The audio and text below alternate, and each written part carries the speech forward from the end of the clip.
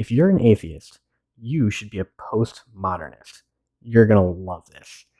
I'm Ross Burns. This is the Burns Eye View, where we engage Western culture with the biblical worldview. Let's go. So you may have figured out at this point that when I say you're going to love this argument, I mean you're probably not going to love this argument.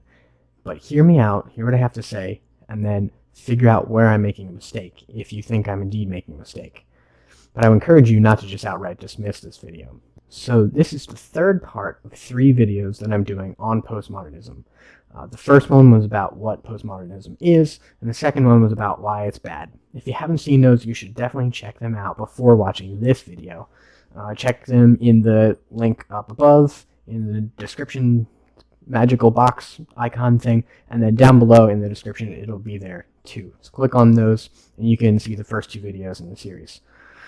So I'm arguing that if you're not a Christian, if you don't believe in the biblical worldview, whatever worldview you might have, whether it's atheism, what we're talking about here, or agnostic, or a polytheist, or a pantheist, whatever you are, if you don't believe in the biblical worldview, then you should be a postmodernist. That's the argument I'm going to be making. So just to review, postmodernism in a nutshell is basically the belief that there is no absolute truth, and reason, science, morality, and theology can't tell you what is absolutely true about reality, right? There's only subjective truth.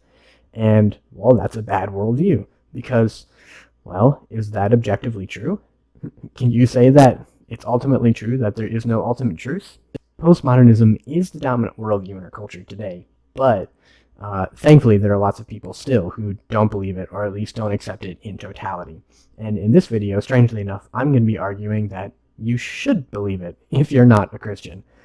So here's how this works. So for the sake of argument, imagine there was a universe that was created by accident with no purpose. Say, for example, a high school student was doing some pretty elaborate physics experiments and accidentally created a universe. In the beginning in this universe, there's only hydrogen. There's hydrogen, it's very hot, it's expanding at a very, rapid rate. But this hydrogen is all there is, okay? Now, imagine you were to fast forward about, give or take, 14 billion years into this universe. Now, this hydrogen is having a pretty good time. It's shooting around this place and that place. It's having a lot of fun in this universe that we have accidentally created. It's forming different things, it's making some stars here and some planets there, and it's just hydrogening all around, having a great time. Now, obviously, in this accidental universe, this hydrogen has no purpose, no intentions, no goals, no value, no morals, it's just hydrogen. Now, would it make sense, if you were trying to observe this accidental universe that you've created, would it make sense to call some of the movements of the hydrogen formations good or bad? Would it make sense to call some of the noise the hydrogen was making beautiful or correct or incorrect? Well, of course not. It's just hydrogen moving about, right? It's just stardust. That's all that's happening. Now, this is what the postmodernists have come to agree is happening in our universe, right? They're just saying, well, look at all that. All those people, they're just stardust. They're just the end result of 14 billion years of hydrogen evolution. That's all that's going on. It doesn't make any sense to call one of those bags of mostly water correct or true or good or bad or beautiful. That's not how you would describe an accidental explosion of hydrogen. That's not what you would call that. You would just say that it is, and that's about it. Everything after that is just something that we've created, whether it's logic, or math, or science, or morality, or theology.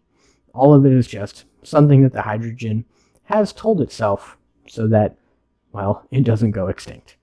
That's all. And the postmodernists are right. If there is no intentionality with the universe, if there is no purpose with which it was created, then they're exactly right. All we are is just different forms of hydrogen doing different things. That's it. And you can't escape this reality, argues the postmodernist, and I think they're right, unless you do have created intentions and value in things, which you can only get from a personal being who exists outside of the universe and created it and governs it with intentional purpose. That's the only way you can escape the absurdity of postmodernism, right? Let's call it the postmodernism problem, which you cannot escape unless you're willing to become someone who subscribes to the biblical worldview.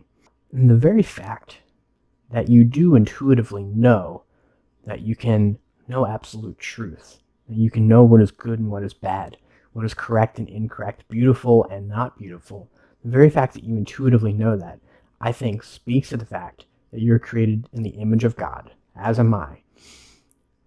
You're created with those faculties on purpose, right? And that there is value and purpose and dignity to your life. That things like math, science, logic, reason, morality are things that we can do and should be doing because we were created to do them. They have value, and they can get us to truth. And I think you know that because you're created in the image of God. But if you don't believe those things are there on purpose, that they are real, actual things, then your worldview implodes on you. And we're left with postmodernism absurdity, where all we can say is that there is no absolute truth, and that is absolutely true. So, in conclusion, postmodernism is not a very good worldview, right? The belief that there is no absolute truth, and that is absolutely true, is not a good way of thinking. But it's inevitable if you don't believe that the universe was created with purpose and intention by a personal transcendent being. It's inevitable. So leave your thoughts in the comment section down below. I'd love to hear what you think about this. I'd love to interact with you down there in the comment section. If you want to point out something you think I did incorrectly in my argument, if you think that something was left out, or if you have a different solution for the problem of postmodernism, I'd love to hear what you have to think. Please like, subscribe, hit the notification bell so you know when future videos are coming up. And if you have any suggestions for a video that you'd like to see me talk about in the future, that would be great. I would love to hear what you have to think. Thanks so much for watching, and until next time.